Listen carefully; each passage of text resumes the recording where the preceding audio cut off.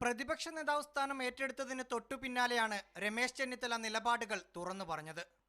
ഇനിയുള്ള ദിവസങ്ങൾ തീർച്ചയായും പോരാട്ടത്തിന്റെയും വെല്ലുവിളിയുടേതുമായ ഒരു കാലഘട്ടമാണ്.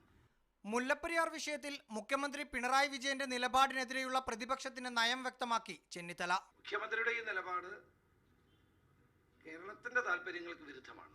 ദേവസ്വം റിക്രൂട്ട്മെന്റ് PSCക്ക് വിട്ടതിനോട് യോജിപ്പില്ല. പെട്ടെന്ന് ഒരു പുനഃപരിശോധന അക്കാര്യത്തിൽ നടത്തുന്നതിനോട് UDF യോജിപ്പില്ല.